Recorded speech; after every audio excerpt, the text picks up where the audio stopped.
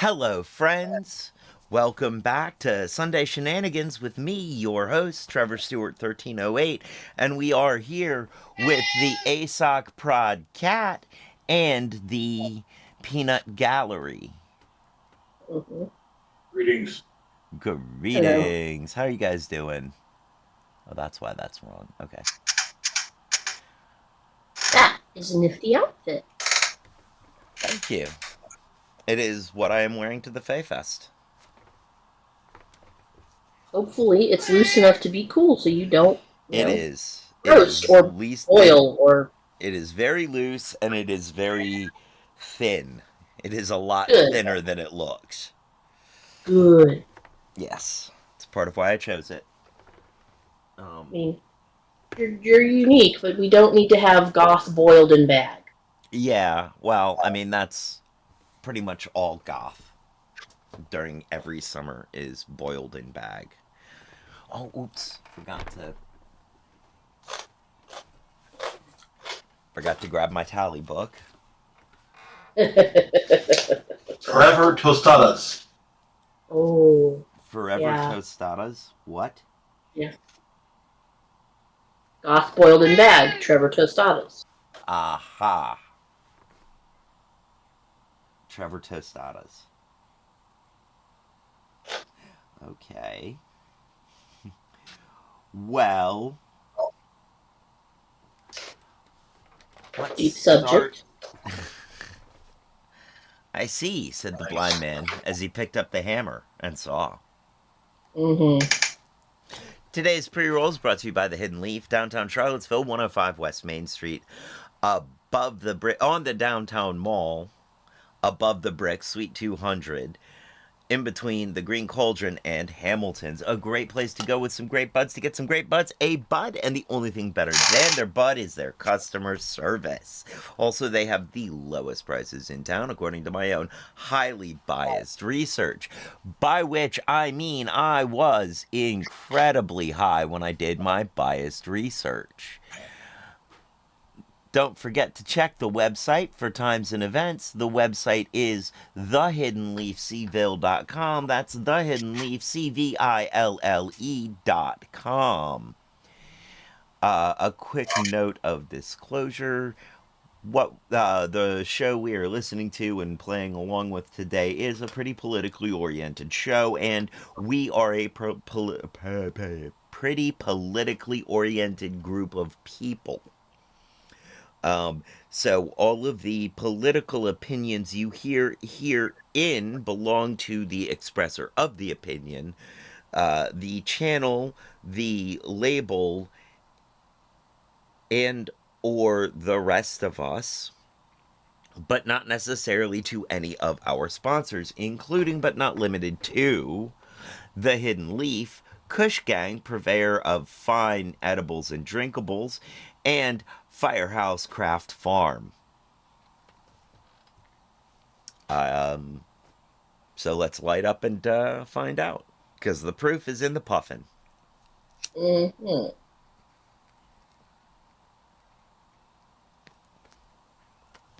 Poor little bird. Why'd somebody have to go put all that proof in them?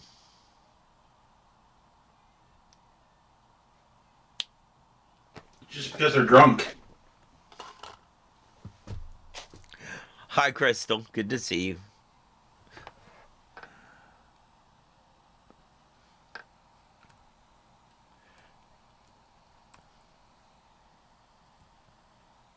Oh, somebody got there first.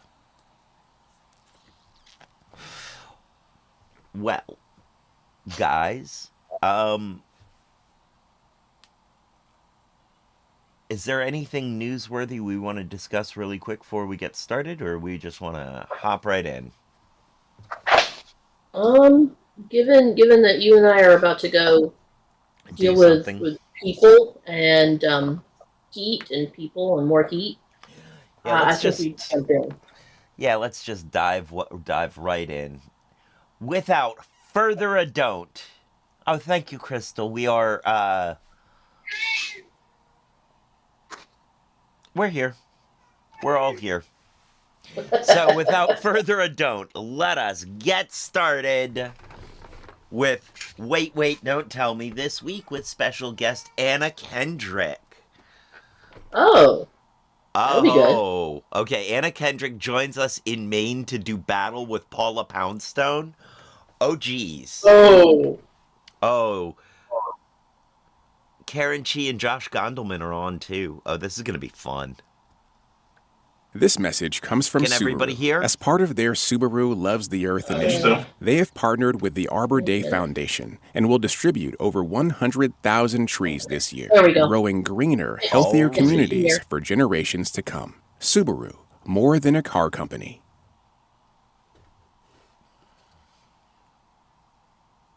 Support for this podcast and the following from NPR sponsor one or a growing. From NPR and WWDT Chicago, this is Wait, Wait, Don't Tell Me, the NPR News Quiz. Hey there, man. I'm the voice that shines so bright you won't even need your stupid lighthouse. Yay! I'm Bill Curtis, and here is your host at the Merrill Auditorium in Portland, Maine, Peter Sagal. Thank you, Bill. Thank you, everybody. So good to see you. We are delighted to be back in Maine today, this week of all week, as all of Maine is celebrating homegrown 6'9" basketball phenom Cooper Flagg from the tiny town of Newport, Maine. Who went #1 in the NBA draft this week, which is amazing. So great for Maine. He'll be the only star in the NBA to play in size 26 LL Bean duck boots. Later on, we'll be joined by another local legend, actor and director and Portland native Anna Kendrick will be with us. But first, it's time for your homecoming. Give us a call. The number is 1-888-WAIT-WAIT. That's 1-888-924-8924. Now let's welcome our first listener contestant this week. Hi, you're on Wait, Wait, Don't Tell Me.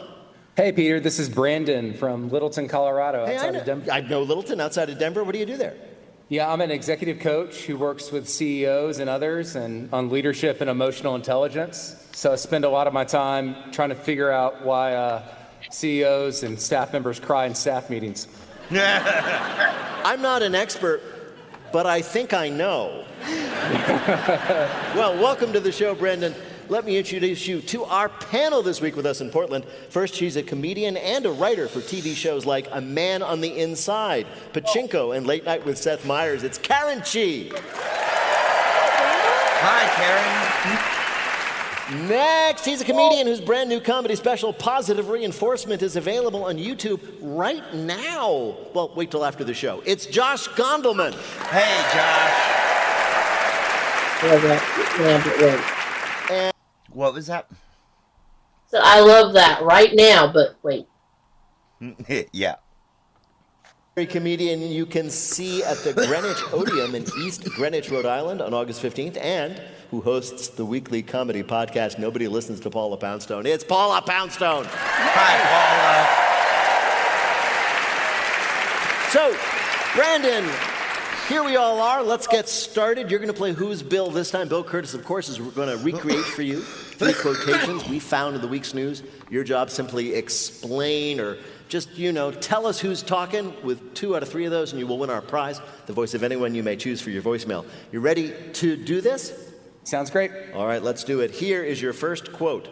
We destroyed the nuclear. It's blown up to kingdom come. That was someone talking about a nuclear that wasn't, in fact, blown up to kingdom come. Who was it? I believe that's Donald Trump. It was President Donald Trump. Yes, very good. Trump said the U.S., quote, obliterated Iran's nuclear weapons program in last week's bombing, but then his own intelligence agency said actually they just set the program back by a few months. All those bombers did was wreck the entrances to the facilities before turning around and flying home. Basically $500 million to play ding-dong ditch. But mission accomplished, everyone. The Iranian nuclear program no longer has a foyer. That bench swing out front, gone. Gone. And my guess is they'll be cool with it. Yeah. What were you saying? $500,000 to play Ding Dong Ditch. Yeah, I love it. That is, or however much it was. However much it was, but like, yeah, that puts it in perspective. Now, $500 million to play Ding Dong Ditch. Right. Puts it in perspective, doesn't it? To illegally play Ding Dong Ditch. Right. Well, Ding Dong Ditch isn't exactly legal. True, but there's a significant difference between an upset neighbor and them calling your parents and Congress. Well, also, anyway. there's a difference between, getting served with a warrant for harassment and having to go to The Hague. We're not part of that. We may not be part of it, but I don't think The Hague is gonna care. At some point, all the rest of the nations on the planet are gonna go, these bad guys, no one's stopping them. We need to stop them. And as far as the difference between getting Congress involved or your parents, there are consequences if your parents get involved. Right. Like I said.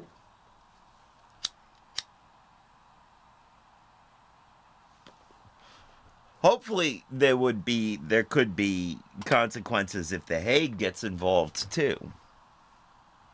We shall see. Right? All right, back to. Probably don't mind. They wanted to get rid of the bench swing. The White House has this week responded with fury to anybody reporting that it wasn't a complete success, saying those people who dare report that are insulting the brave pilots on the mission. But it's not the military's fault. They were also tired from having to march in the parade.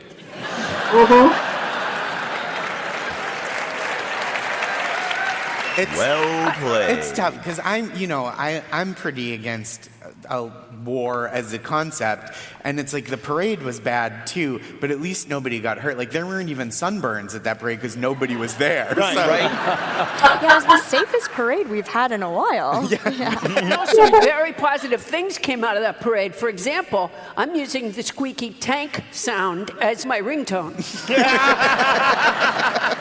This was the famous video where you could hear the tank squeak because there was just no crowds making any noise at all.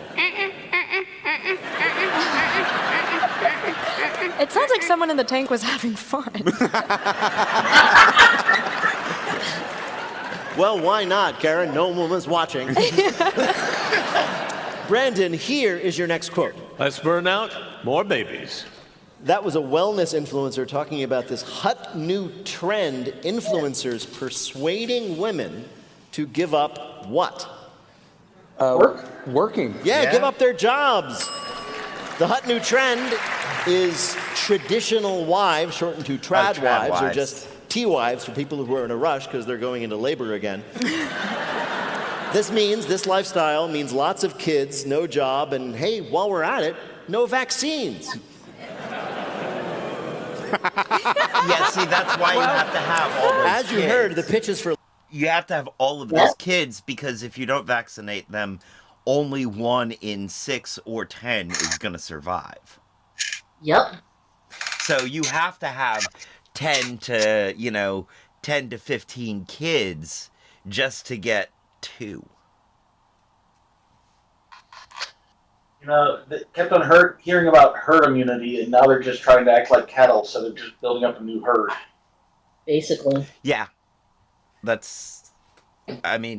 Yeah. Although it's also... There are other implications to it. There are other things going on there that have a lot to do with churches. Not necessarily religion, but churches. Yeah. All right. Yeah. Is for less burnout, more babies, because who hasn't met someone with a bunch of kids and thought, you seem really well rested. Exactly. Now, do you have to have the kids, or do you just have to kind of like give up on having a career? Because I might be a male trad wife if it's a second. And I could be an unwellness influencer. I honestly think so. I mean, I don't know. Maybe what's happening here is that, they see these trad wife influencers online, and a lot of women realize, actually, it would be nice to have a 7-day weekend. I feel like there's something wrong with my algorithm, because I think mine is going the opposite, where I just see so many men fishing that I've decided this summer I'm going to start fishing. I think, Josh, you're going trad wife, I'm going trad husband. Where do you see men fishing? Like all over the place. It turns out Idaho is ripe for fishing. Well, when have you been to Idaho? I haven't. That's what I'm saying. It's on my algorithm. All the men I see on my algorithm are like getting up at 4 a.m. to like sit in a cold plunge till 6 a.m. and then be the CEO of a company that doesn't exist until 8 p.m. So it's stuff that your computer is showing you? Yeah. Your stuff is done. Yes, I'm gonna go check it.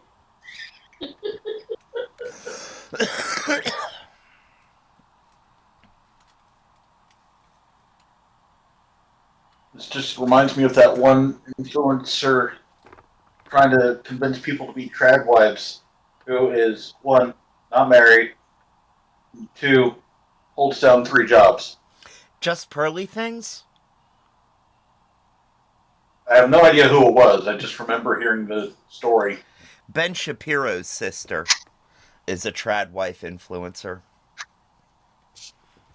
Her name is just Pearly Things, and I have not dug into it because I find this trad wife stuff terrifying. I find it absolutely terrifying.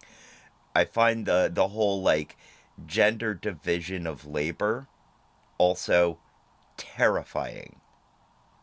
Mm-hmm. Look, because there are gender divided labor there is male coded gender divided labor that I am really not gonna have fun in doing, and it's not only that I'm not gonna have fun, like it's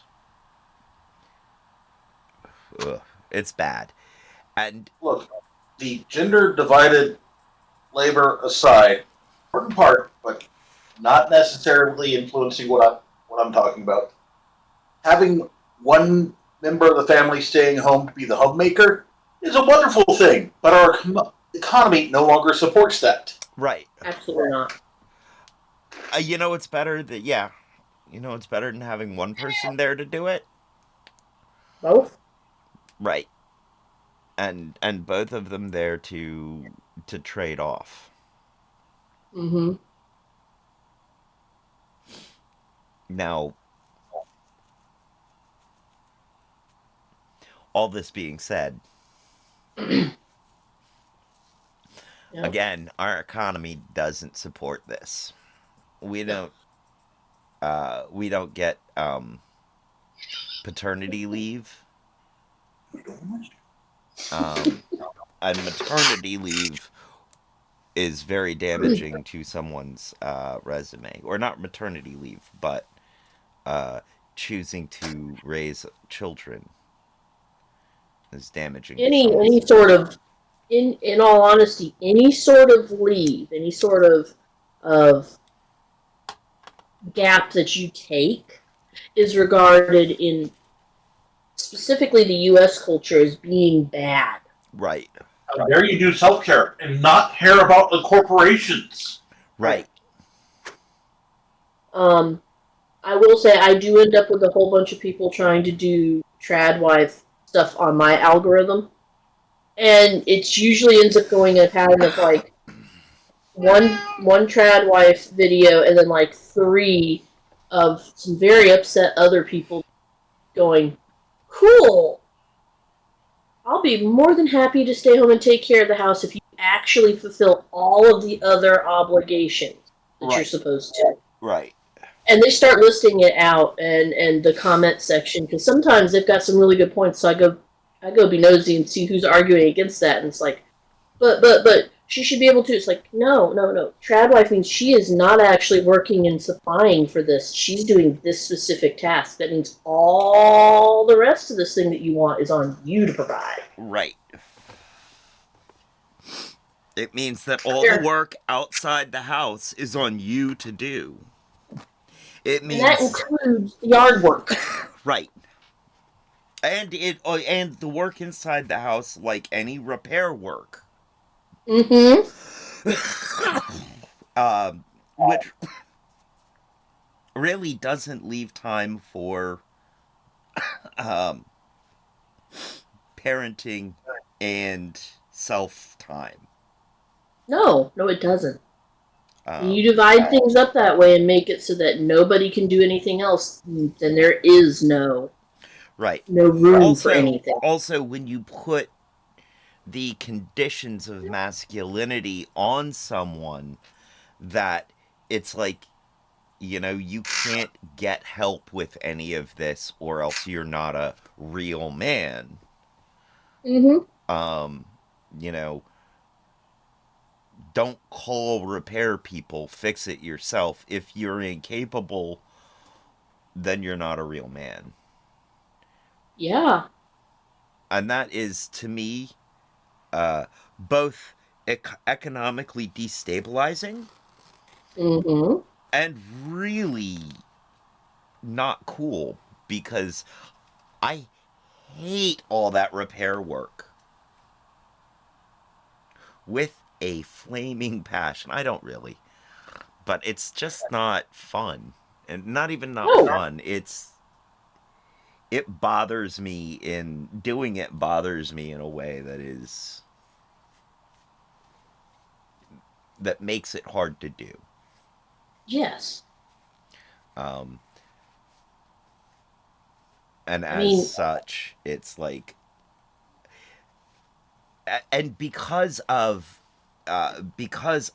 the expectations put on me, because I appear masculine, because I present masculine, and because I was assigned masculine at birth,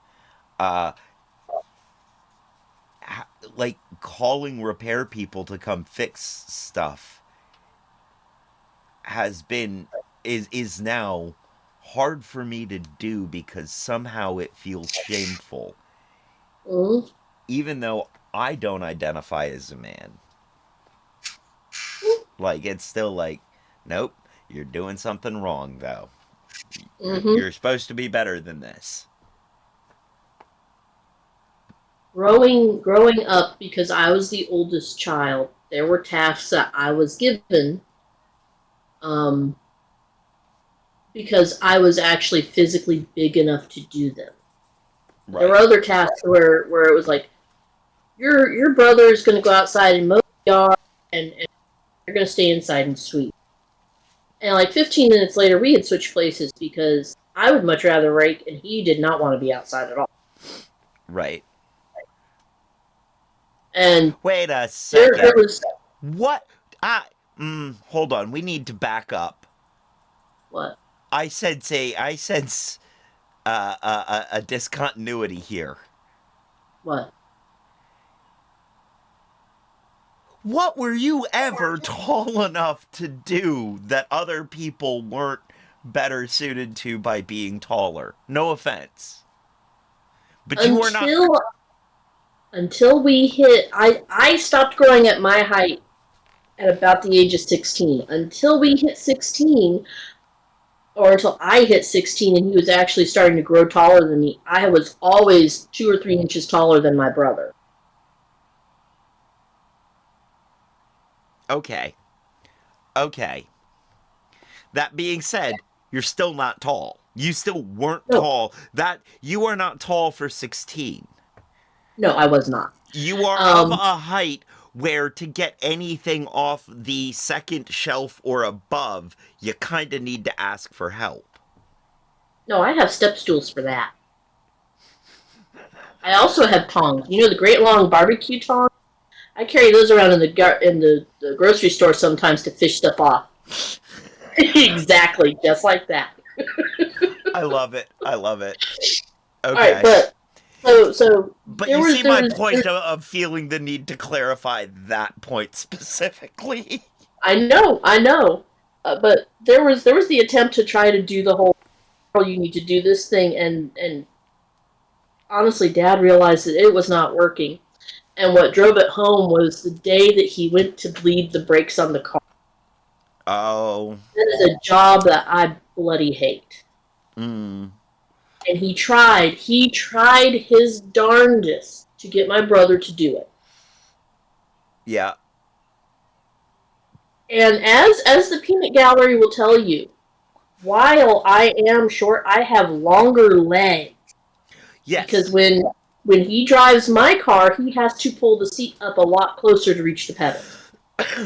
You are one of us weird people who is short with long legs. It is an anomalous situation, but we do exist. Yes. Like I have to put my seat almost all the way back in my car. And I'm still kind of tall for my seat. I know. It's really weird. So yeah, Dad tried to get my brother to do this. I'm sorry. And yeah. Picturing Peanut Gallery, because you just put in the chat, I has baby legs. I'm just picturing.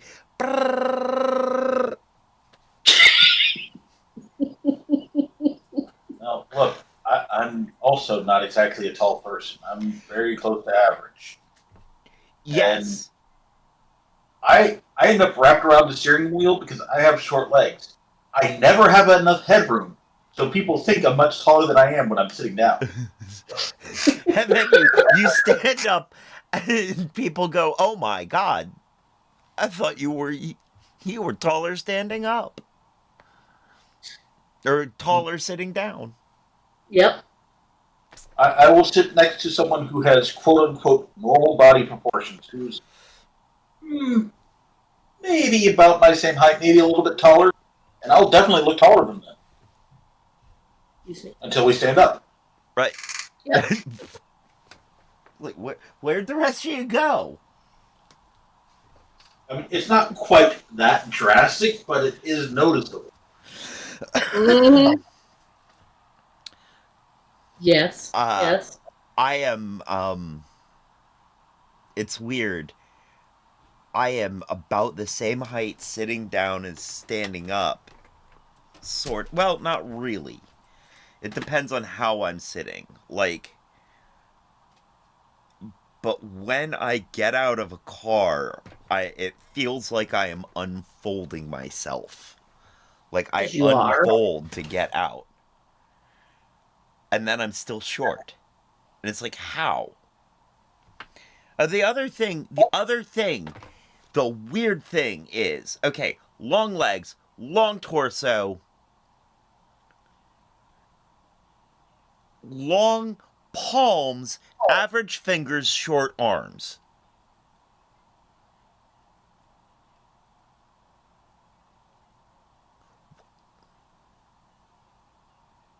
What is with the short arms?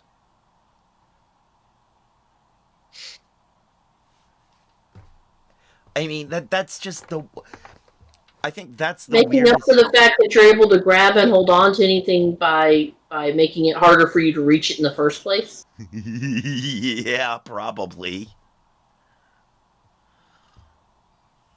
I think it has something to do with my hard time with upper body strength. Because it's not like I don't pack muscle onto my chest, shoulders, back, even arms. But I think because the muscles aren't long, they're not capable of generating a lot of force. Or they have to be worked to the point where. The other day, I did something for the first time that I've never been able to do before. And that was shimmy up a pole using only my arms and legs. Like, Nice. And it was in the arm strength that I was capable of doing it.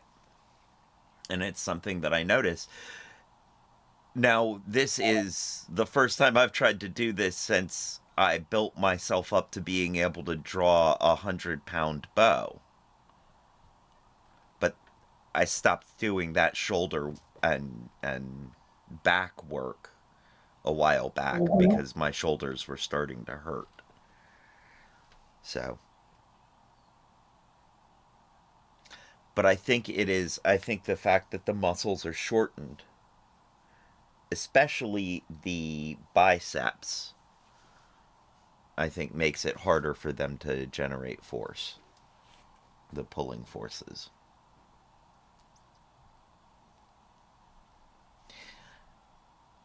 I just feel like I am constructed very bizarrely. Took a bunch of random leftover bits and stuck them where they went. All right, from now on, we'll call you the platypus. You? Yes, yeah. Oh, and you didn't ask for They agree. And you didn't ask for it? You didn't like type in men fishing in Idaho? No. That is That's such a good kind of question, a Karen Chi adult film search, though. Brandon, here is your last quote. You tell me there's a limited amount, and I go, oh my God, I need it. That was somebody talking about the very in-demand Labubus. Brendan, what is a Labubu? Band-Aid. Doll. It's either Band-Aids or breast implants, but I'm not sure. Yeah. All right, I think...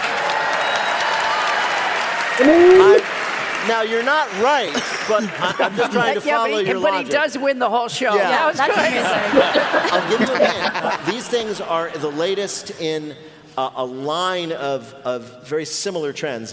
First there were Barbies, then Cabbage Patch Kids, and then... Or dolls, yeah. Dolls, yes, they're dolls. Very good. Labubus are the hottest new trend, a brand of, quote, collectible plush toy monster elves. If you haven't seen one, picture a plush rabbit with a hard plastic face with sharp teeth that looks like it's about to bite you. Actually, if you haven't seen one, this is the best way to describe it. If it were a real animal in your house, you would shoot it. People are snapping them up. They're paying thousands for them on the secondary market. They're hoarding them. They're just like Beanie Babies, except this time it'll work. It has to. I don't know. I've seen cryptocurrency valuations lately. They just keep going up. I think I'm putting all my life savings in Labubu. Why not? Why not? Have you guys seen these things? Because these were news to me. I saw them in the news all over this week. The thing is, I think you're supposed to have a Labubu on, like you're supposed to add it onto a very expensive luxury bag. Okay. So you need to have that like $10,000 bag first. Which is why I just feel like a Labubu is gonna hit different on my like free New Yorker tote. You need like a Labubu Vuitton. Yeah. Now, everybody's really excited about these, from like kids to real housewives to the guys at the dump who are just going to own a bunch of them in about 6 months. And as I said, the resale market is huge. People are making thousands of dollars right now flipping Labubus. And, by the way, flipping Labubus sounds like something you'd hear when they dubbed The Sopranos for the Christian Broadcasting Network. Never mind. Or there's going to be, years from now, there'll be that Labubu restoration show on PBS. This old Labubu. Right. Rest in peace, Labub Vila. Bill, how did Brandon do in our quiz? He hung in there very well. Let's call him a winner for a good start. There you go, Brandon. Congratulations. Well, considering his comment earlier, looking at Labubu, looking hand flexing for it. What was that? Considering his comment earlier, flipping second-hand breast implants.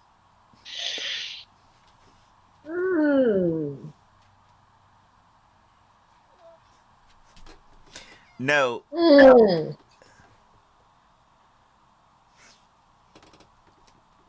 You're not wrong. but it is so wrong. Yeah.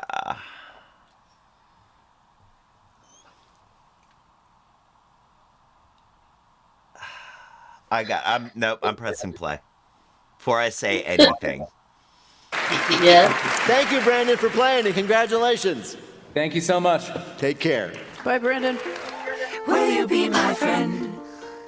No. That was such a sad goodbye from Paula.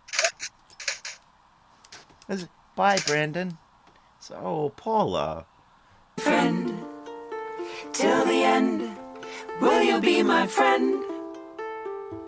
Right now, panel, it's time for you to answer some questions from this week's news. Karen, this week we learned about an exciting new training program in Chicago that aims to give police in the field what skill? Science? No. Oh, geography. No. Being nice to people. Never. What did you say? I said conflict de-escalation. I'm going with the opposite. Conflict escalation. Okay. Or stormtrooper aim. Never. Oh. It's actually a skill that I happen to know you have been trained in. Fishing? I'll give you a hint. So you imagine a cop going like, well, can anybody suggest a place, crime? No, it's improv. It is improv. That's the worst. gosh, That's the two worst things. Cops and improv. Oh my gosh. Yeah, it's terrible. It's better than doing crowd work. When cops do crowd work, it's just basically batons, you know? Wow. So they can pull you over and go, do you have any idea why I pulled you over? Can you suggest a reason? And you go, I was speeding, and they go, yes, and? Oh, God. What's the point of that?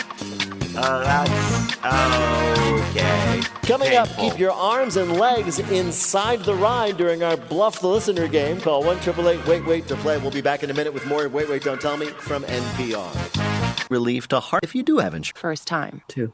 Learn more place. Get a told by thousands of local journalists who... From NPR and WWDT Chicago, this is Wait, Wait, Don't Tell Me, the NPR News Quiz.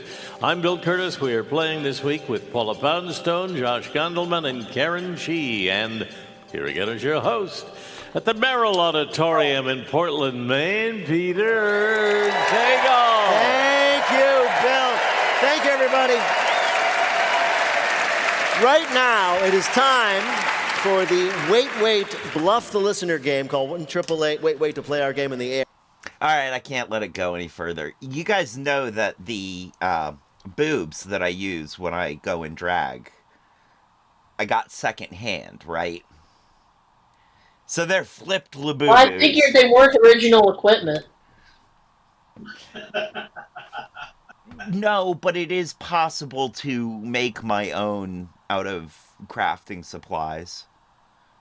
But no, these are, you know, real falsies. Right. Real falsies. I love that. Yep. Yep. They are flipped laboobos.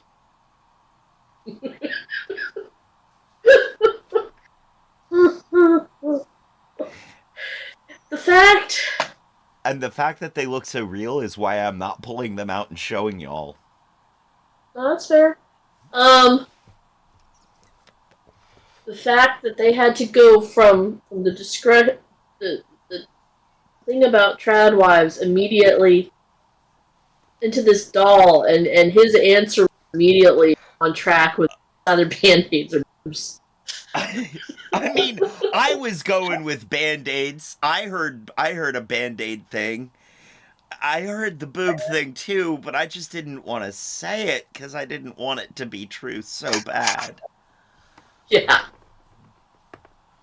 I also don't want there to be a limited supply of boobs.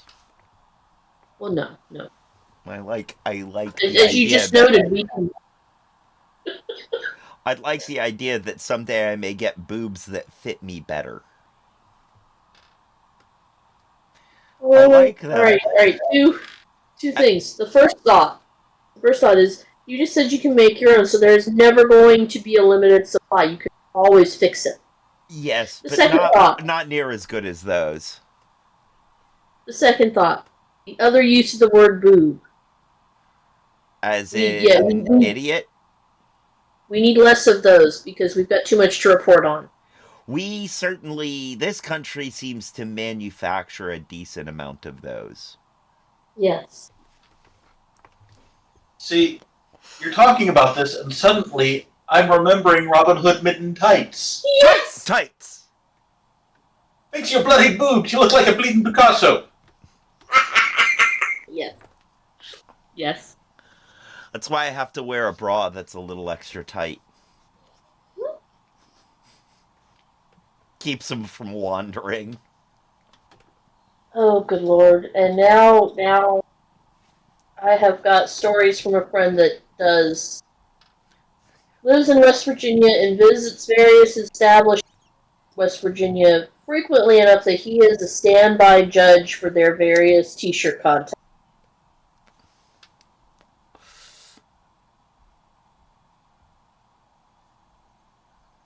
Do they allow falsies? Or do I have to get implants? I think they allow falsies. I'm in. Oh. I'm in. I'm gonna do this to raise money for better falsies.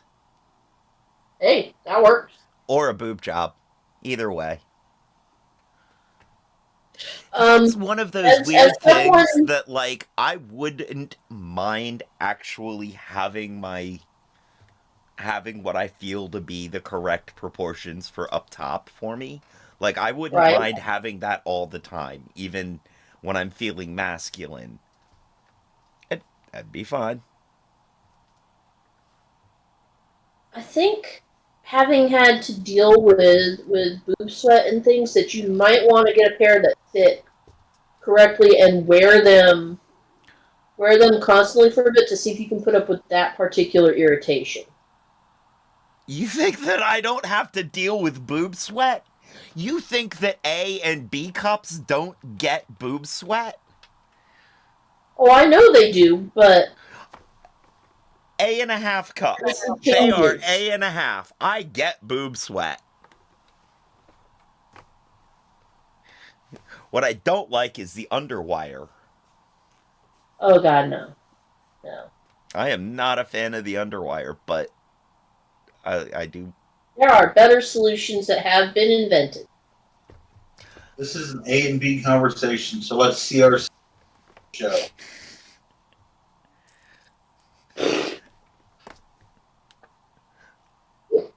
Support the Tatas. Breast cancer awareness. All right, let's get back to it. Yes. Game in the air, or check out the pinned post on our Instagram page several tries. Wait NPR. Hi, you're on Wait Don't Tell Me. Hey, my name is Kate McLaughlin, and I live in Royal Oak, Michigan. What do you do there? I am on the communications team at a national private foundation based here in Metro Detroit. So I'm lucky enough to be able to help promote and support the work of nonprofit organizations in cities all over the country. Well, that's great. Does that mean, in essence, that some rich person has funded this foundation and you get to give away their money? Basically, yes. Do you have any extra? Yeah.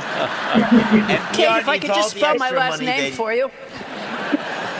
NPR needs all the extra money they can get right now. The House has voted to defund them. Mm-hmm. All of you out there who are not donating should. All of you out there who are not sustaining members, well, as long as you're donating, good for you. But, like, there is a step up. Just saying. I'm not saying I have moral superiority here because I have a sustaining membership. But I have moral superiority here because I have a sustaining membership. Mm-hmm. And to donate, it's donatenpr.org. npr.org/donate. This should tell us. www.npr.org donations/support. Mm-hmm.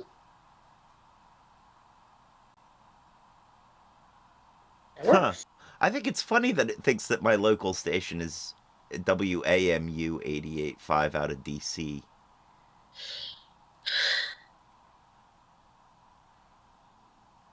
Yeah, that is kind of funny. Oh, crap. We lost where we were? We sure did.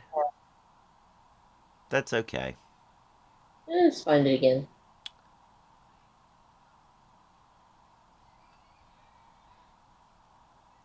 Oh, wait. I know how to get there. No, I don't. That's not going to work. I forgot. I closed the whole thing. Mm-hmm.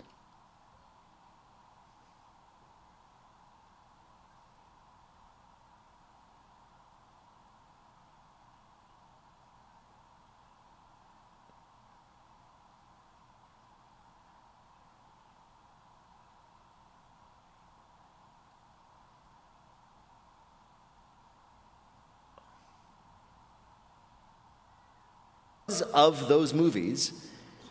They wait in long amusement park ride. That's right. Adventure Zone is a quiet, air-conditioned room with lots of books. Start up tackling your first SOC 2 or ISO 270. From NPR and WWDT Chicago, this is Wait, Wait, Don't Tell Me, the NPR News Quiz. I'm Bill Curtis. We are playing this week with Paula Poundstone, Josh Gondelman, and Karen Shee. And here again is your host at the Merrill Auditorium in Portland, Maine, Peter Sagal. Thank you, Bill. Thank you, everybody. Right now, it is time for the Wait, Wait, Bluff the Listener game called 1-888 Wait, Wait to play our game in the air, or check out the pinned post on our Instagram page at Wait, Wait, NPR. Hi, you're on Wait, Wait, Don't Tell Me. Hey, my name is Kate McLaughlin, and I live in Royal Oak, Michigan. What do you do there? I am on the communications team at a national private foundation based here in Metro Detroit. So I'm lucky enough to be able to help promote and support the work of nonprofit organizations in cities all over the country. Well, that's great. Does that mean, in essence, that some rich person has funded this foundation and you get to give away their money? Basically, yes. Do you have any extra? Yeah. Kate, if I could just spell my last name for you. All right, Kate, it is great to have you with us. You're going to play the game in which you must try to tell truth from fiction. Bill, what is Kate's topic? You must be this tall to play this game. It's summer, so theme parks are in full swing, except the full swing ride just got stuck upside down. Well, this week we heard some unbelievable news from a theme park. Pick the one who's telling the truth. You'll win our prize, the Wait Waiter of your choice on your voicemail. You ready to play? I am. Let's do it. First, let's hear from Josh Gondelman. There are bugs everywhere, so keep your mouth shut. It sounds like advice a paranoid mafia kingpin would give, but this month, it's something you might have heard at Kings Island Amusement Park in Mason, Ohio. That's because there were literal bugs everywhere, cicadas to be specific, and they were flying into people's literal mouths. Experts are advising roller coaster riders to keep their lips sealed tight to avoid swallowing the cicadas, and instead simply allowing the bugs to pelt them in the face like six-legged hailstones. The park's 15 coasters have been full of patrons trying not to open their mouths to let out an excited whee, and are instead forced to emit a bizarre mouth-closed One can only imagine the photos for purchase at the end of each attraction. Rows of children with eyes wide and teeth clenched as if they had just returned from war via the Banshee or the Adventure Express. The cicadas are expected to depart soon, but until then, the attractions at Kings Island will remain emotional roller coaster rides as well as physical ones. Kings Island theme park in Ohio telling people, if you must scream in the roller coaster, do it with your mouths closed because of the cicadas. Your next story of some attraction action comes from Karen Shee. Theme parks are innovating in hopes of attracting more visitors from across the country. They're bringing in virtual reality and 4D tricks, even adding scents to rides. But nothing compares to Minnesota's Twin Cities Amusement Park, whose newest and greatest attraction is Adventure Zone, a ride that does not go anywhere or do anything. That's right, Adventure Zone is a quiet, air-conditioned room with lots of books and comfortable seating. Elaine J., a regular visitor, said, "I go for the thrill of no thrills. The world is so topsy-turvy right now that what I want from a roller coaster is absolute stillness. Plus, I love reading and I hate fun." Adventure Zone is the only part of the park where candy and beverages are strictly not allowed, and anyone who talks or even laughs is immediately shushed. Alana Henderson of Minneapolis celebrated her Sweet 16 reading Middlemarch at Adventure Zone. She said, "Honestly, it was quite the emotional roller coaster. I have never been rocked harder in my life, and I used to be a baby." Adventure Zone, which is just a quiet room filled with books. A big hit at a Twin Cities amusement park. Your last loop-de-loop comes from Paula Poundstone. Universal Studios is now selling minion-shaped catheters. Printed with the ubiquitous yellow overall-clad cyclopses to keep their visitors consuming beverages while they wait in long amusement park lines. People won't buy drinks before they have to wait in lines because they don't want to have to lose their place in line to go to the restroom, says food and beverage sales chief David Keeble. And since the overwhelming majority of any visit is spent waiting in lines, we've been leaving that sales time on the table. Universal tested the introduction of the product discreetly, making it available in restroom vending machines, where they quickly discovered they couldn't keep the machine stocked. Next, they hope to tackle the low number of food sales, but we don't want to know how. All right, one of these things is happening at a theme park this summer, Kate. Is it from Josh Gombleman that riders on roller coasters at Kings Island in Ohio are being told to keep their mouths shut if they don't want a meal of cicadas on the way down? From Karen Chi, the next big ride is just a quiet room where you can read. All right. You know, I'm changing my answer to B. Then I'll take A. I don't think you should. I think B may be correct. May actually be correct. And here is my thinking. C is so ridiculous. It can't be true. It is. Yes, but it is a pee/poop joke. It is. It is a pee/poop joke, and I am conflicted with this because last time there was a pee-poo joke, they didn't actually go for it. But also,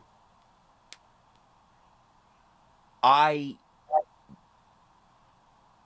don't think anyone is going to be capable of inserting their own catheter. Especially a minion-shaped one. I think that the catheter was just the term that they used for a pee jug. Self-sealing pee cup. No, I think because they would have said something like that instead. I think they wouldn't. I think catheter. You're probably right that it's B. And here's why not A. Because keeping your mouth shut would be the second thing you'd be told to do. Where eye protection would be the first. Fair. Now, it is entirely possible that they just did that for the, for the bit. Mm-hmm. But it seems to me, and that's why, due to process of elimination of the absolutely absurd, is where I land on B. Given the fact that it feels like the timeline is breaking down, I figure all of them are possible. So that is true. That is true. So let's see what it is then. So we're going with, you're still taking A? I'll take A. Peace. And all from right. Paula Poundstone, Minion. And you're still taking C? Yeah. catheters. Which of these is the real story of a theme park in the news? Oh my goodness. Okay then. Let's go with the cicadas. Here's the cicadas. Audience seems to People like here it. in Portland agree with you, so if your choice is the cicadas, okay, well, we spoke to someone reporting on the real story. Cicadas were going to be emerging in the lower billions in 13 states, including Ohio, so keep your mouth closed. That was Kay Sloan, a trending news reporter for the Cincinnati Enquirer. What was that? She said my switch gave me a point, and I said, thanks, Nintendo.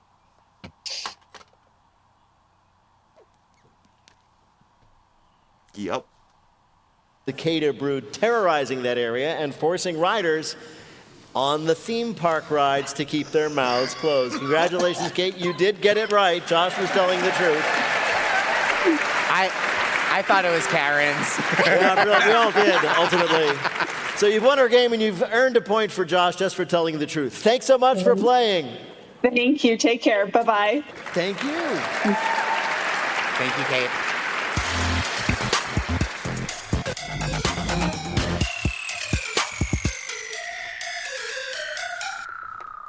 And now the game we call Not My Job. When Anna Kendrick was growing up here in Portland and starting her acting career as a young person, she used to take the Greyhound down to New York City for auditions. And since she has gotten an Oscar nomination for the movie Up in the Air and starred in the Pitch Perfect franchise, as well as many other films, we assume that these days at least she gets to ride in the Economy Plus section of the bus. Anna Kendrick, welcome back to Portland and welcome back to Wait, Wait, Don't Tell Me. Thank you so much. What a joy. And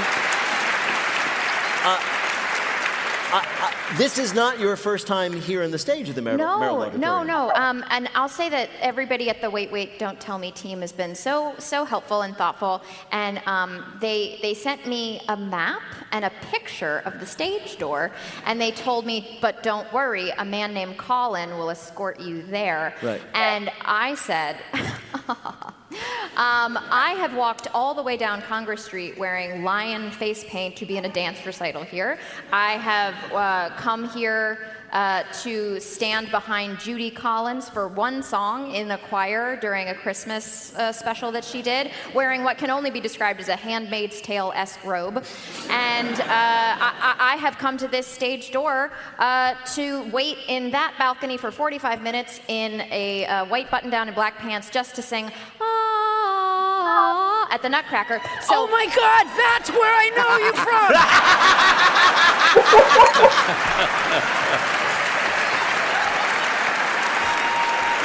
Well played, Paula. Well played. That Yes. was her. That's right. Oh, this is, it's so exciting to see you. So not to put too fine a pine on it, but you were a theater kid. Oh, can I just say that earlier, before we were recording, Paula mentioned that we met and that Paula did know my full name, and that even though I started listing all the movies I was in, she still didn't know me. And I just wanted to say that I was only listing the movies at her specific request. Oh yeah, no. I wasn't just. She wasn't just like, oh, you were Anna Kendrick, and I didn't just start going Up in the Air, End of Watch, The Accountant, Pitch Perfect. Ever heard of them? That didn't happen. No. Okay. It was, I put Anna in the uncomfortable position. I said, well, where would I know you from? That's a terrible thing to do, Paula. It kind of was. I apologize. But, and then every movie she mentioned, I'm like, no, not that one. I only mentioned, Paula, I would like to remind you, I only mentioned one. And then I said, it doesn't really matter. No, and then you took out your phone and you were scrolling. Lies. And then Paula started naming movies she liked and going, were you in that one? Yeah. Anyways, I apologize for, making you feel awkward. No. I love you, and I love that we have a rivalry already. That's true. When you were last here, it was a few years ago. Oh, that was great. And we talked about Pitch Perfect. And one of the things that I am aware of is that because of those movies, a lot of kids went to college and joined a cappella groups. Yeah, I'm so sorry. Well, I was going to ask, how do you feel about that legacy? I feel okay about it. I'm into people's hyper-specific interests and passions, and like it doesn't matter how dorky it is. I think if you're good at it and you care about it, that's amazing. I will say that over the course, we made 3 movies, and so I met a decent amount of a cappella people in the course of that time, and I was very surprised how many of them said, yeah, but I mean, the original versions of the song are always better. Like, what are we doing? Like, if we're listening to a song, maybe the thing that makes the sound of a drum should be the drum. It's a self-deprecating community, and that's also admirable, I think. Oh, really? Yeah. So those jokes are being made by the a cappella people? Yeah. Right. I mean, I hope, my God. I hope it wasn't just 3 people and the rest of the a cappella community are like, well, you're dead to us now.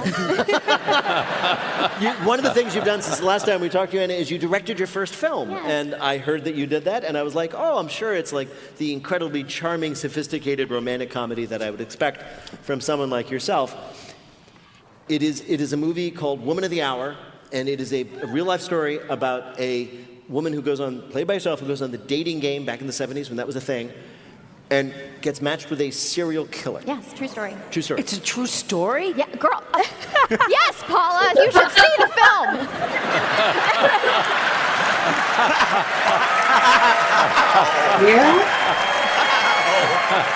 Just keep stepping in it, Paula. Just keep stepping in it. She's going to watch the movie and go, where do I know her from?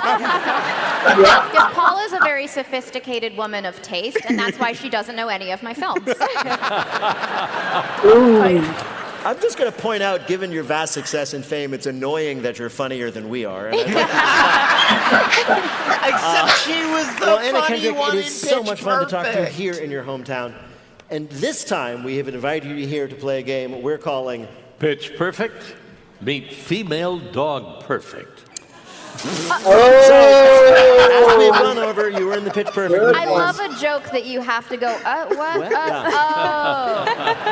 So as we were saying, you were in the Pitch Perfect movies, so we thought that we'd ask you about dog shows. Answer 3 questions about dog shows, and you'll win our prize for one of our listeners, the voice of anyone they choose for their voicemail.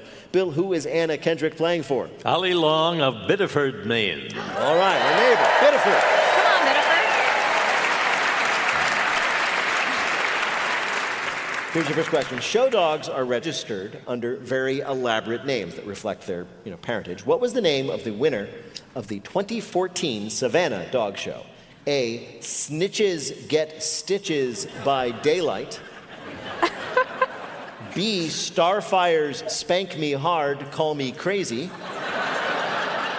Or C, President Polk's Burrito of Joyful Abundance.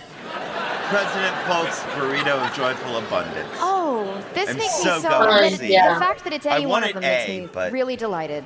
But I guess I'll say A. You're going to say A, Snitches Get Stitches by Daylight? I want it to be No, I'm that. afraid it was Starfire's Spank Me Hard, Call Me Crazy. That's is- a dog's name? That is the one that I was like, well, that's definitely not it, but yes, it was. A lovely Pomeranian, by the way, we were told. All right, you have 2 more chances, not a problem. At the 2021 Westminster Dog Show, Ripple, the Boston Terrier, was well on the way to winning the agility competition. You know, where they're running with the obstacle course. When what happened? A, her trainer tripped over his own feet and fell right on her. B, she was distracted by a spectator who pulled out a Slim Jim and left the course. Or C, she suddenly stopped, reconsidering what she was doing with her brief life, and just walked away. I so want it to be C, but Well. it's A. Well, I really hope it's C, so I'm going to say C. your hope, as a sort of dramatic scene, a moment, Yes. is the dog's running through. Let's imagine how it comes. Little dogs, zip, zip, zip. You've seen them go. All right, you disagree. I get it. What should I say? Wonderful. A. Then A. They're right. A. Oh, wow. Wait, have you all seen this? No, I think this would be, by the way, a great final scene. That's the one I really didn't want it to be. And yet, Was the dog okay? Only answer if the answer is yes. I am proud to tell you that if you see the video, and you can, The trainer trips and falls onto her, but she is perfectly fine. And in a quite lovely moment before continuing her course, she stops and checks on him to make sure he's fine. That's very sweet. All right, Anna, now you've got one more chance. If you get it right, you win it all. A dog show that was staged at a high school in Spain in 2019 had a surprise ending. When what happened? A, the winner was revealed to be a small rat with excellent makeup. B, one of the dogs busted 3 students for drug possession. C, the students tried to feed the dogs food from their own cafeteria, and they all refused. Well, B.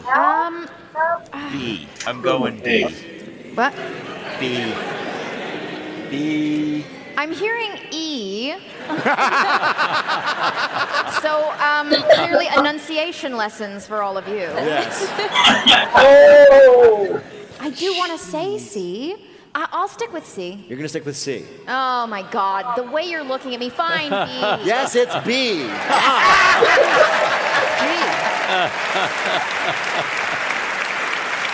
It is B. It was a. Oh my gosh! It was a demonstration of police dogs, and the dogs did their job. Wow. Somebody got to teach those dogs improv. Exactly. Bill, ultimately, how did Anna Kendrick do in our quiz? 2 out of 3. She wins again. What was that? She said, "I see the way you're looking at me." So the audience coaxed the right direction. Puppy dog got.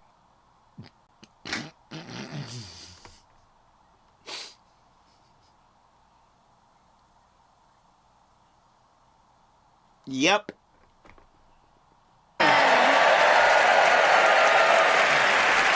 Anna Kendrick is an Oscar, Tony, and Emmy-nominated actor and a proud native of Portland, Maine. She was named a director to watch by Variety for her debut, Women of the Hour, which you can stream now on Netflix. Anna Kendrick, what an absolute joy to have you here. Give it up for your hometown girl, Portland.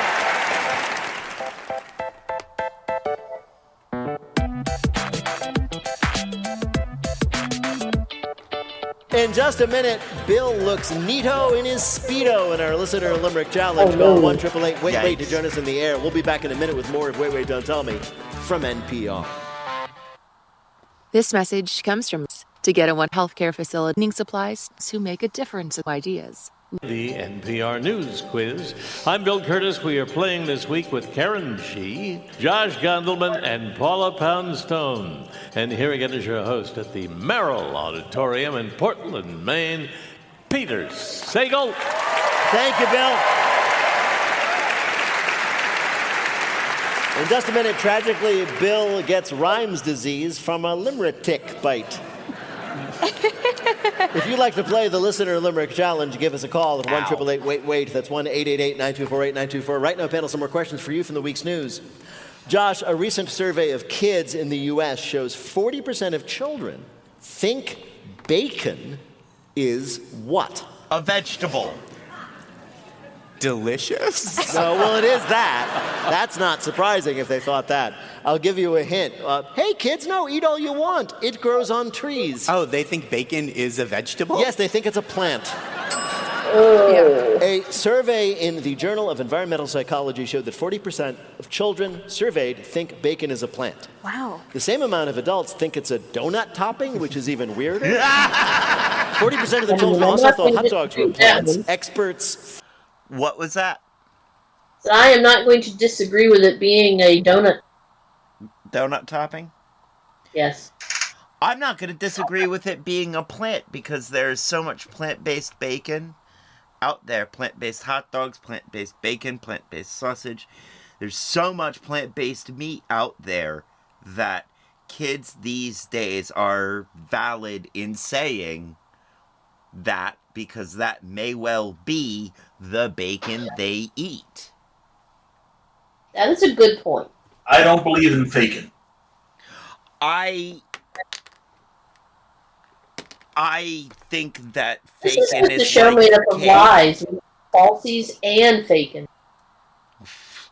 I think it's like cake. It's a lie. And cake. Yep, because there's The cake is a lie. cake I made this morning. So yeah, this show's just made up of lies. Yep. That's what this show is, made up of this. Okay, that's going in the title.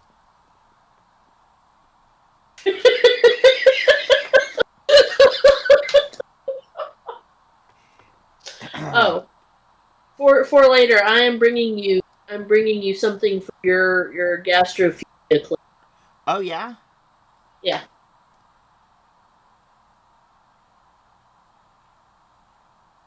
I made clementine cake. Oh, goodness gracious. Okay. So, it's dairy free, and it is also gluten free, but not intentionally. If that makes sense. No, that totally makes sense. Pfeffernusse is gluten free and dairy free, but not intentionally. If that makes sense. But this is a cake that, for the most part, to make it, all you really need are the oranges, eggs, and almond flour. It's not vegan. Oh no, it's not vegan. But it is gluten and dairy free. Yes. It's close to vegan. If you have a vegan replacement for eggs, it might be vegan. You could use flaxseed. It won't work as well. Never does. You know what the only good replacement for eggs is? Blood. And you know what that does? Makes it not vegan.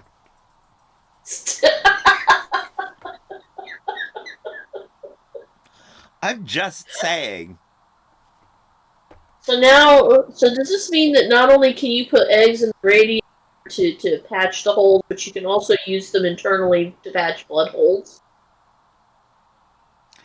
I don't think the usefulness goes the other direction. Okay. Although you could probably use them to patch external wound holes, yes. Well, yeah, I mean, but that's only for a brief period of time because they will fester. I mean, they will, but that's what sticking plaster was basically made out of back of Beyond. It was egg whites. Yeah. Sorry. Back to the show. We really get derailed.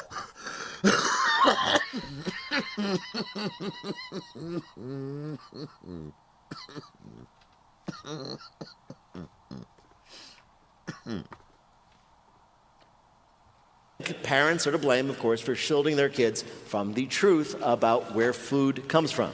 They do that by using vague terminology and saying things like, yeah, bacon's a plant.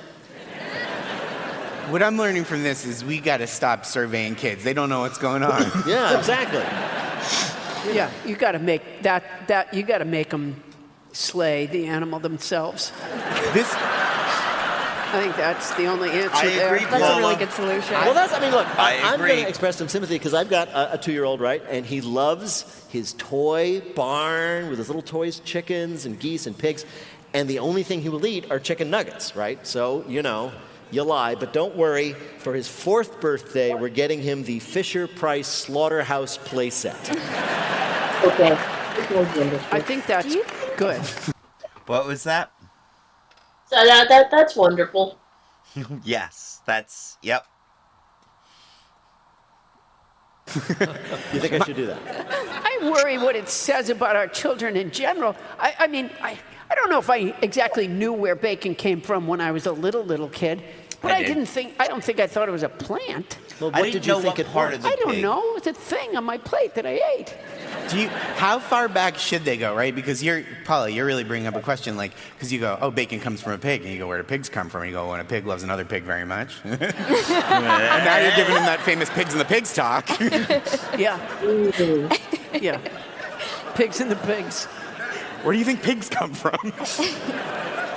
Josh, hundreds of people attended a spelling bee for grown-ups this week in Chicago.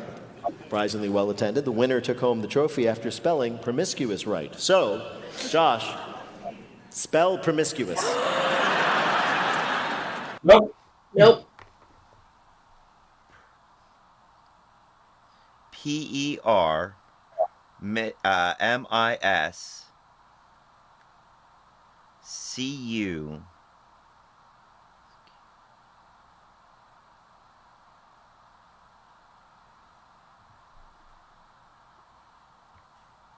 CAUSE.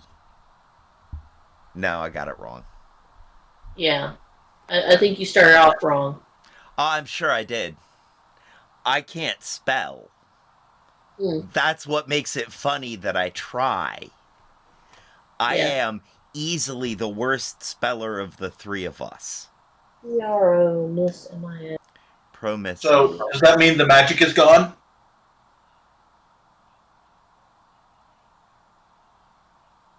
It better not be. He's playing the druid, caster, clerk, whatever the heck it is. If you cannot spell, does that mean the magic is gone?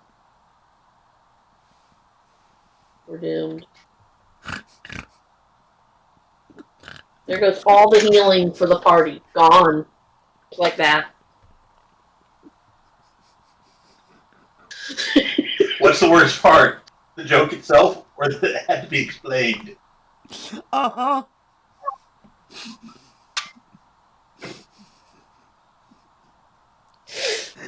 The bad part is the fact that the GM for that particular game is asking and if you're going to be able to cast spells effectively. I need a ring of spell restoring. RESTORING.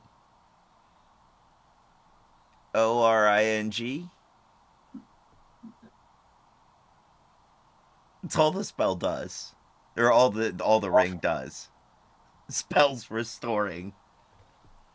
And now I'm in mind of that little short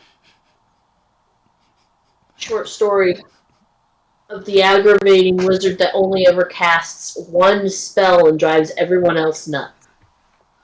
What spell is that? Fix it. But the spell fixes it to match whatever he needs. Right, whatever he wants. Right. I think some of my favorite cursed magic items in AD&D 2nd edition were the Rings of Spell Blank. Ring of Spell Turning, TURNING. Mm-hmm. Oh, crap. Too late. Fireball. Ow. I liked the cloak of blending, 3 speed.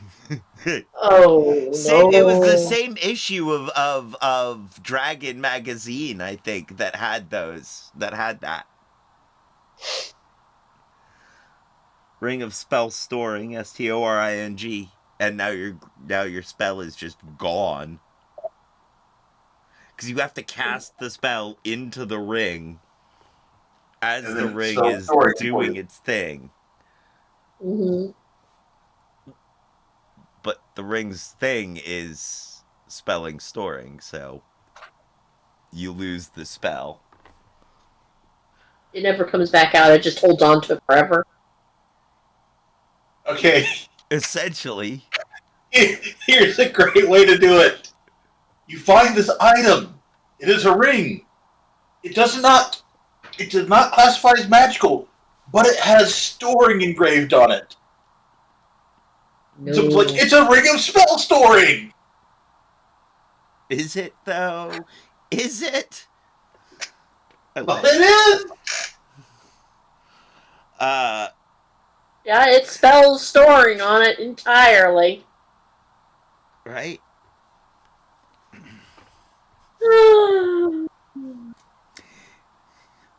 Oh gosh. Yeah, that's going to make it into the campaign if I ever manage to get that figured out. I'm not saying you should do this to the other player, but like Cursed Gloves of Hitting.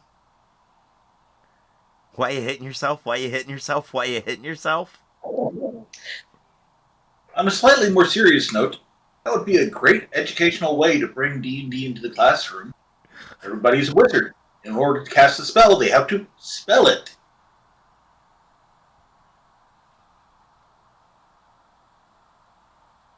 I like it. I mean, I would have been the worst wizard in the school, but I like it. I would have at least had fun failing. Yeah. I would have been more motivated to try harder at spelling because fair enough. My vocabulary is huge, or is. It's just, it's not growing at the rate it should have been over the past several decades. But the vocabulary is there, but the spelling isn't. But if I could have the vocabulary and the spelling have been there, or like a third or half the spelling be there, I could have been one of the best wizards in the school. Question. What does the 9th level spell of anti-disestablishmentarianism do when you spell it? I don't know. It's just, I figure with it being that difficult, it'd be a 9th level spell.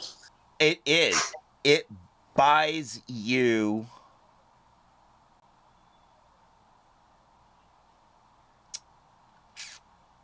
buys you a pizza party, but you have to be able to name where every part of the pizza comes from. What kind of farm produces every part of the pizza. And here's why. Anti-disestablishmentarianism roughly translates to farmers. Individual farmers. Not corporate farms, but small farms.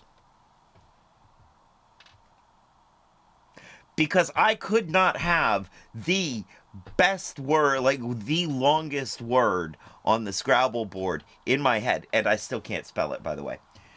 Mm-hmm. Actually, I might be able to. Before this turns into inadvertently traveling down the Monkey's Paw subreddit, let's get back to the show. Okay, I just have to finish up with, I knew the word existed for about 3 weeks before I was like, nope, I gotta know what this means. Mm-hmm. All right, back to the show.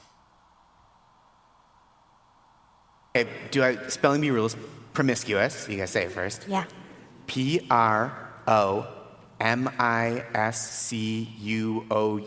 promiscuous? Yes, Yo. promiscuous. Woo! Nice, Josh. I'm just trying to make Nelly Furtado proud. Well, that's the funny thing, because the winning word was promiscuous. The last person who remaining spelled that correctly and won it, and she then attributed her success to Nelly Furtado and her absolute banger of a song, Promiscuous Girl. Mm-hmm. Hear that, pop stars? Put hard-to-spell words in your songs. Educate people. I know. That's how I know Prerogative has an R in it, because of Bobby Brown and Shania Twain both. Right. We need more of that. Come on, Benson Boone. We need a song called Diarrhea Blues. That's how I learned how to spell me from Taylor Swift. Isn't it M-E? Yeah. Huh. And that had been really tripping you up before that? Yeah. Wow. She was the problem. I hope this catches on. Have you heard of the song of the summer? It's Conscientious Pneumonia.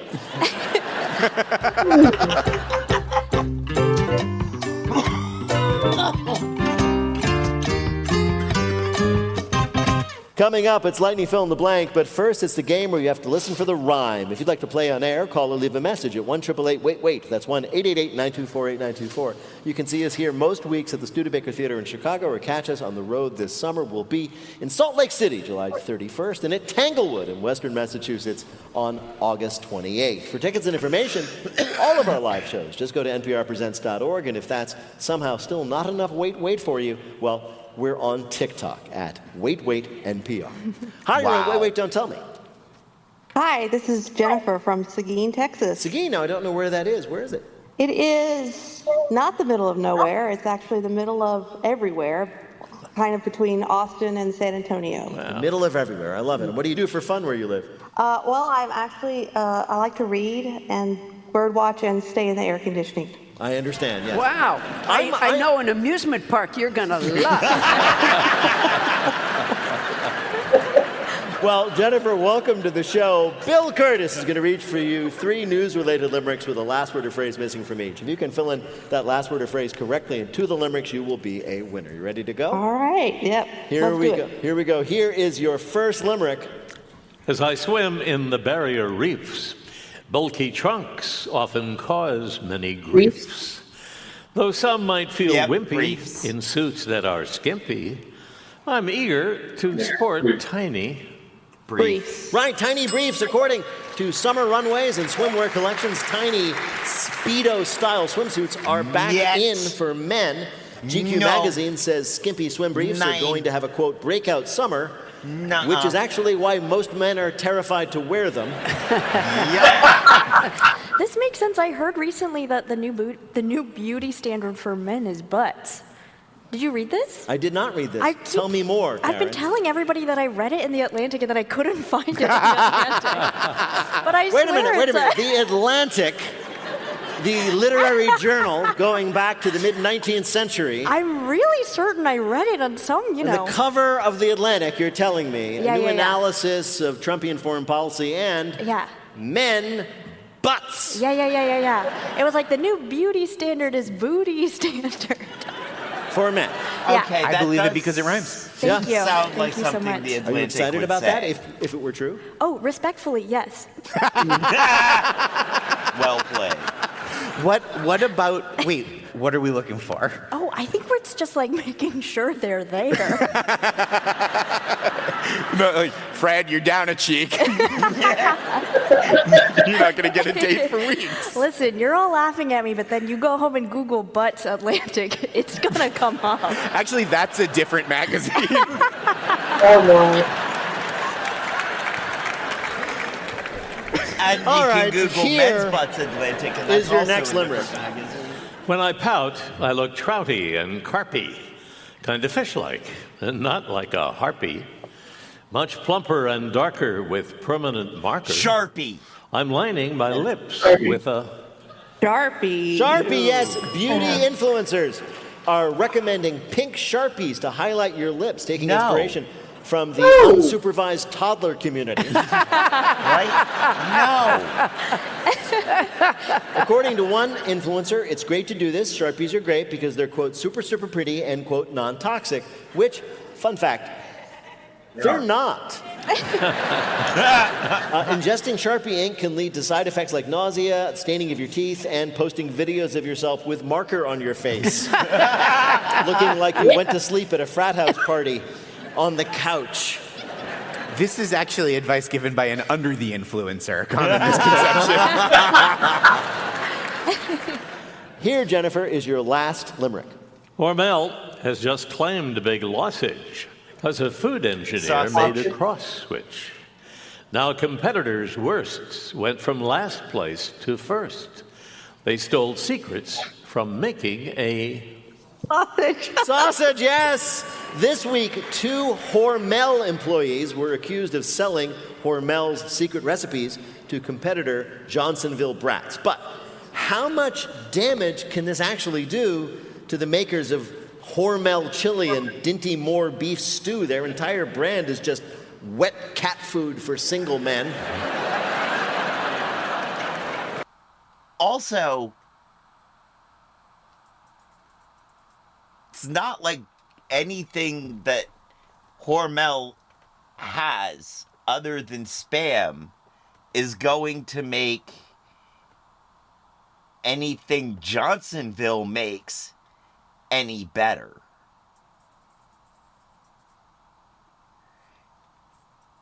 Johnsonville, I'm not a fan of Johnsonville.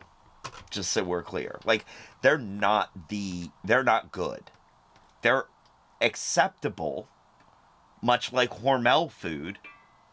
Acceptable, except Spam, which is a delicacy in Hawaii. Now, Yes. see, but the thing I do like about Johnsonville and Hormel, the thing I like about Hormel is that there's a nostalgia to the acceptability. there is a comfort in the blandness and the sadness. Mm-hmm. It's discomfort food. But Johnsonville costs too much to be discomfort food. Mm-hmm. Your discomfort food can't be expensive. Even if it is peasant food, it has to be cheap peasant food. Why Yes. ramen is one of the best discomfort foods. Unfortunately, I actually like ramen, so it doesn't go with the flavor of sadness to me. I don't know. The increased price means it adds discomfort. I understand your logic, and I am ignoring.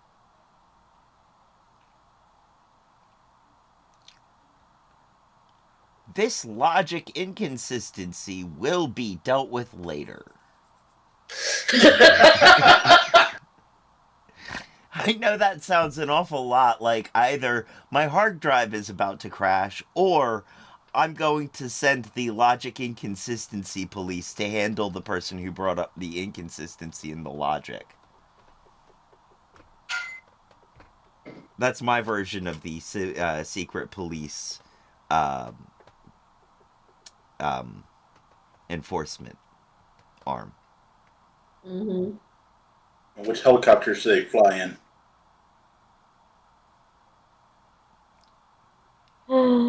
True. Huey, Lewis, and the News. Nah. I was making reference to Night Vale. Oh no, I know. I was really working on what color helicopter, and it occurred to me that they would fly in on Huey Lewis and the News. Fair enough. Yeah.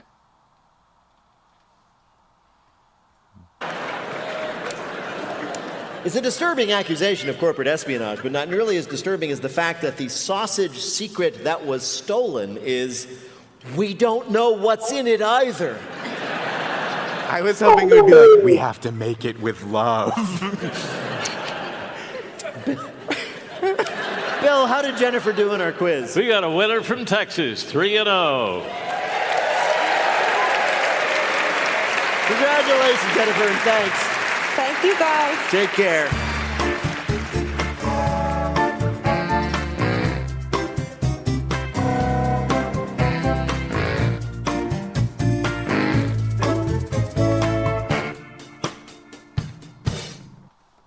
This message comes from Data IQ. AI is designed for. This message comes home with a qualified therapist. Have 60 seconds in which to answer as many fill-in-the-blank questions as they can. Each correct answer is now worth 2 points. Bill, can you give it? Hold on, let's do some quick maths.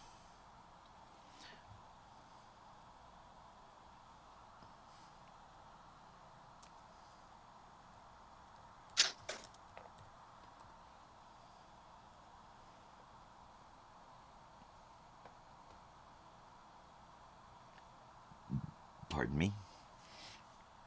Kat has 6 to start. I have 9 going in. And I am waiting for... This is right by mine. Huh?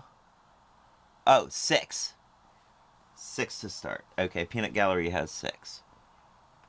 Josh and Paula each have 3. Karen has 2. All right, so Josh and Paula are tied for first. Karen, you're in second place, so you're going to start us off. The clock will start when I begin your first question. Fill in the blank. On Tuesday, Zoran Mamdani won the Democratic mayoral primary in blank. New York City. New York Right. City. On Monday, courts blocked a Louisiana law requiring blank to be displayed in all the classrooms. The Bible, 10 Commandments. Planned Parenthood brochure? No, the 10 Commandments. On Thursday, lawyers gave their closing arguments in the case against disgraced hip-hop artist blank. Diddy. Right. This week, RFK Jr.'s new vaccine advisors rescinded recommendations for some blank vaccines. Oh, the good ones. I'm going to give it to you. Yes, the ones that work. Flu vaccines. In order to avoid costly payouts in any future divorce settlement, one NBA player insisted on including the phrase blank in his prenuptial agreement. I'm sorry in advance. Almost. He said the phrase was, according to the Wall Street Journal, NBA players are known to have affairs. Oh my heavens! On Tuesday, Bumble, an online blanking app, announced it was laying off hundreds of its workers. Dating. Right. On Monday, paleontologists announced they discovered a new species of blank. Dinosaurs. Right. This week, protesters in Venice forced Jeff Bezos to change the location of his wedding reception by threatening to fill the canals with blank. A poop. No. Amazon employees. No. I'm afraid I have to tell you that you didn't get it and give me the answer, which was inflatable crocodiles. Bezos announced in the face of these protests he would move his party from a majestic 16th century building to, quote, a historic complex of shipyards surrounded by fortified walls. And yes, it was because protesters were going to fill the canals around the original site with inflatable crocodiles. It was a protest that had people around the world saying, brilliant, I love it. Wait, inflatable? Yeah. How did Karen do in our quiz? 5 right, 10 more points, total of 12. Puts her in the lead. Not everybody else's does. What? Said inflatable makes sense because the point is to ruin his day, not everybody else. Right. Pretty well done. All right, I'm going to arbitrarily pick Josh. What was that? That's what crime is for. Also, next day shipping on a live crocodile is going to be crime. We pick Josh to go next. Josh, please fill in the blank. On Wednesday, world leaders gathered in the Netherlands for the Blank Summit. NATO? Right. On Monday, Tropical Storm Andrea became the first named weather system of the 2025 blank season. Hurricane. Hurricane. Right. This week, the White House announced plans to limit the amount of classified information it shares with blank. The public? Congress. On Tuesday, the Trump administration scrambled to rehire thousands of federal employees fired by blank. Elon Musk? Or Right, Doge? Doge, yes. Trying to look on the bright side, the climate minister of New Zealand said that a nationwide gas shortage would definitely help blank. It would lower the climate. carbon emissions? Yeah.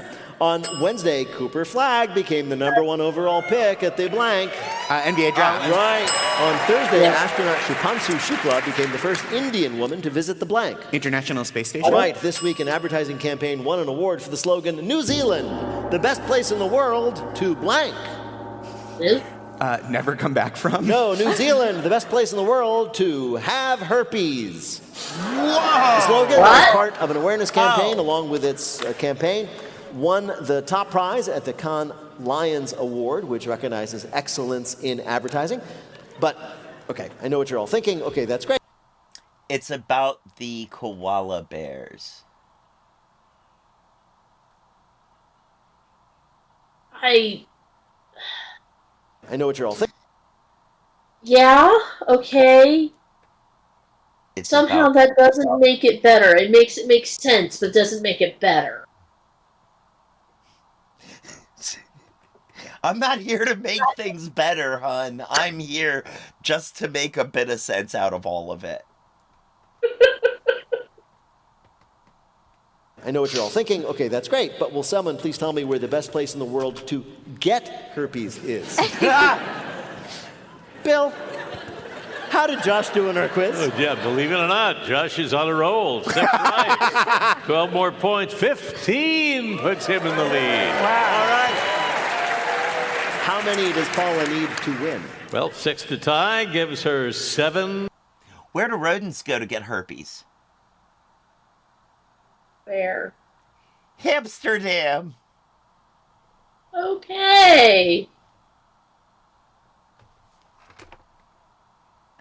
I am way too proud of that one. Oh dear. Alright. I can make a YouTube-friendly version of that. I suppose you could. Where is Go to get more drugs. what? Yeah, like I could do that. Or where did they what's the #1 rodent vacation spot in Europe? Yeah, that probably would work best. That's the one that I can put on YouTube. Well, that and the joke from yesterday. I'm gonna need to be reminded about that one. The one about mastication. Oh. Mastication. I remember the part of the conversation, but I can't remember how it went. It's a shame that we don't have a video of it to remind us.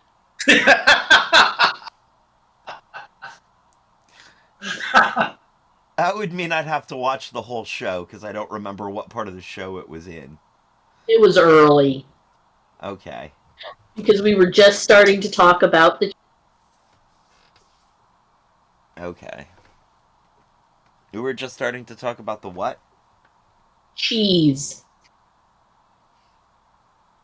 Okay.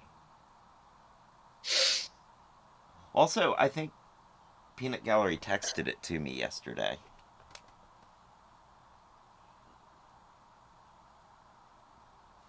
Because it was his joke. Yes.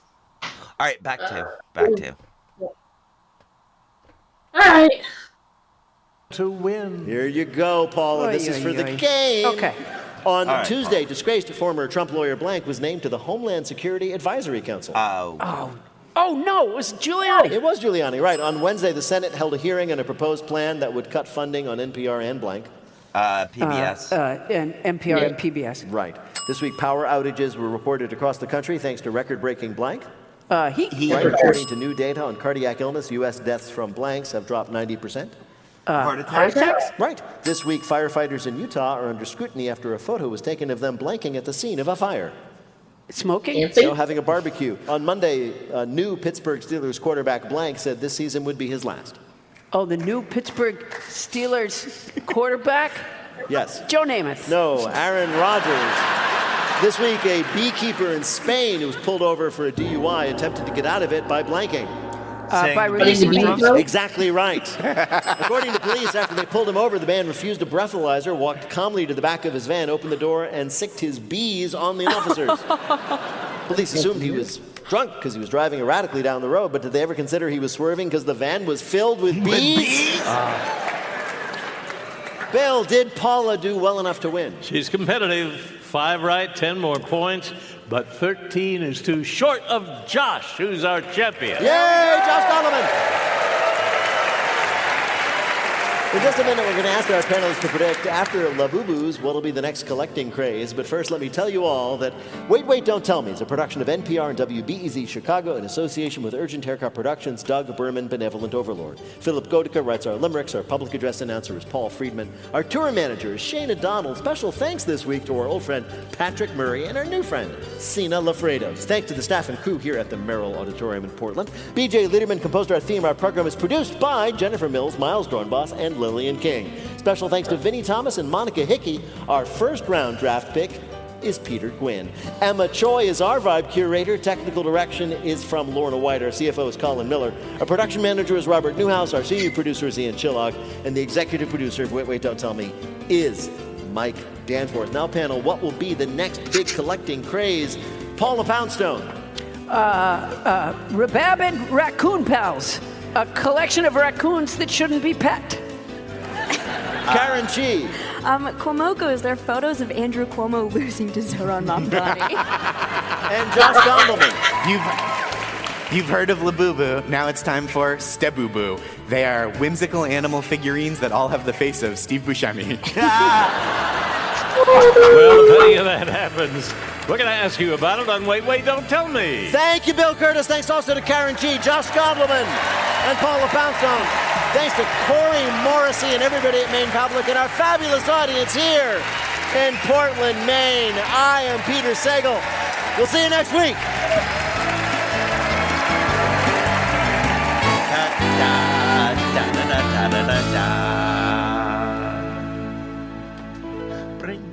This is NPR. Support for NPR's Climate Solutions Week. All right, well, then, now.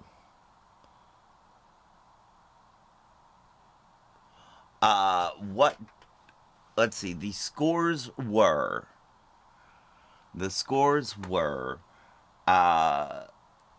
Peanut Gallery with 26, Cat coming in 2 points ahead of that with 28, and I came in with the same score as last week, 31.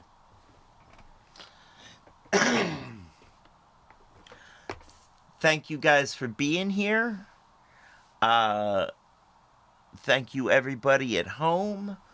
We are gonna go ahead and get out of here, raid out to the Sunday No Pants raid train, because we have the Fae Festival to go cover. So, thank you guys for being here. And now, stick around for the raid. And now is the time on the show when I say, as they say around here, 2 up, 2 down, VA, double deuces. I forgot to thank everybody in chat, which is mostly us and Just Me Crystal. Yeah. Thank you, Just Me Crystal. Much love. Thank you for being here. And much love to all you lurkers. Now is the time on the show when I say, as they say around here, 2 up, 2 down. VA, double deuces. We're out, y'all.